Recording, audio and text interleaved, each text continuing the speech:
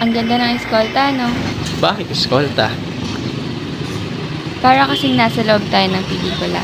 Yung tipong binabalik sa nakaraan habang nakikita ang kasunod. Parang storybook na nabubuhay sa bawat kanto, ano? Oo, at bawat pihit ng kanto may kwento. Alam mo ba, dati ang eskolta kilala sa mga Art Deco building sa Binondo, Manila. Tinatawag itong Queen of Manila Streets at sentro ng kalakalan sa Pilipinas. Nagmula ang eskolta noong panahon ng kolonyal ng Espanyol sa ika-16 na siglo. Daanan ito ng mga manganlalakal sa tabi ng Ilog Pasig. Kilala ito sa mga dayuhan lalo na mula sa Fujian, China na nagtungo dito para magnegosyo sa panahon ng Manila-Acapulco Galleon Trade. Dito naglipa na ang pagbibenta ng imported na kalakal mula sa China, Europa at Latin America na dumarating sa malapit sa daungan ng San Nicolas. Sa pag-unlad nito ay naging tahanan ng mga unang bangko, mall at sinihan sa Pilipinas. Nagmarka ito ng paglipat ng eskolta mula sa simpleng daanan patungo sa isang aktibong komersyal na sentro. Sa ika-19 na siglo, umuspong naman bilang isang abalang distrito ng kalakalan mula sa iba't ibang panig ng mundo. Tanyag ang eskolta bilang Wall Street ng Pilipinas. Busy trading center din ang eskolta dahil sa lokasyon at komersyal na aktibidad doon. Geographical advantage, itong tumutulong sa mas madaling paglipat ng mga kalakal at tao. Kaya naging hub for commerce sa maagang panahon.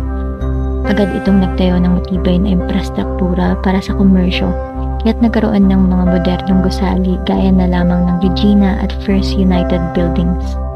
Alam mo ba ang H.E. Hickox, ang unang department store sa Pilipinas, mga naunang gusali na may elevator, HSBC Bank at ang Lyric at Capitol Theater na disenyo ni Juan Nakpil. Naging lugar na pagpapalitan ng mga tradisyon at ideya ang eskolta at dito nagtatagpo ang kultura at ang pera. Kung ang eskolta ay isa sa mga sikat na kalye sa Maynila, ay isa rin sa pinakamatanda. May malalim na kasaysayan nito simula pa noong panahon ng mga Kastila. Nang dumating ang mga Amerikano, kasama ang pamumunong kolonyal, maraming negosyo ang nagtayo ng kanilang mga opisina rito. Kulang-kulang 1 kilometro ang haba ng eskolta. Noon, ito ay madilim na kalsada.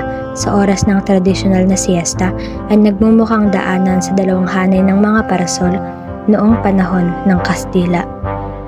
Pero nangyari ang ikalawang digmaang pangdaigdig. Grabe ang pinsala sa eskolta. Maraming gusali ang nasira. Pagkatapos ng digmaan, lumitaw ang mga lugar tulad ng Makati na nag-aalok ng mas modernong espasyo. Ang magagarang gusali na walan ng ningning. Dumami ang mga informal settlers at unti-unting bumagsak. Ngunit kamakailan lang, may pag-asang bumabalik sa eskolta. May mga taong nagbibigay halaga sa kasaysayan at kagandahan nito. Ngayon, hindi lang ito tungkol sa nakaraan. Buhay na buhay ang eskolta sa mga art show, street party at iba pa. Paboritong puntahan ng mga lokal at turista. Matagumpay naman ang pag-aayos ng mga lumang gusali tulad ng First United ni Andres Luna de San Pedro.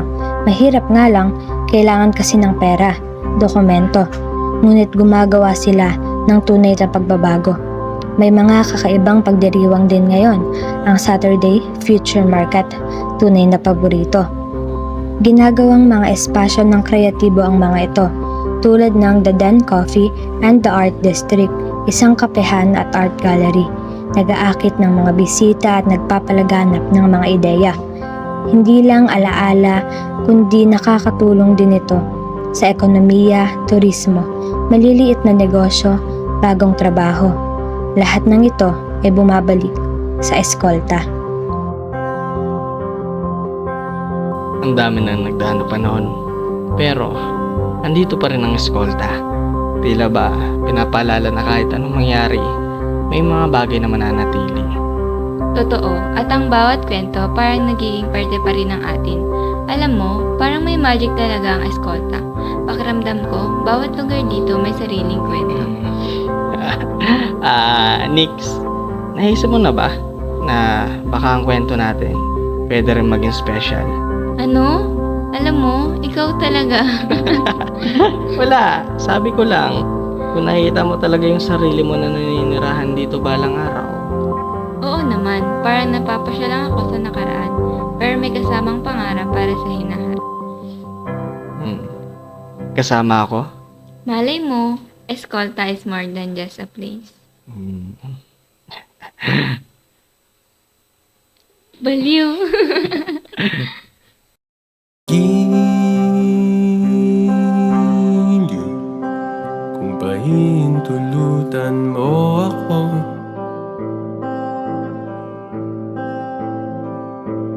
ipagkakatiwala ko sa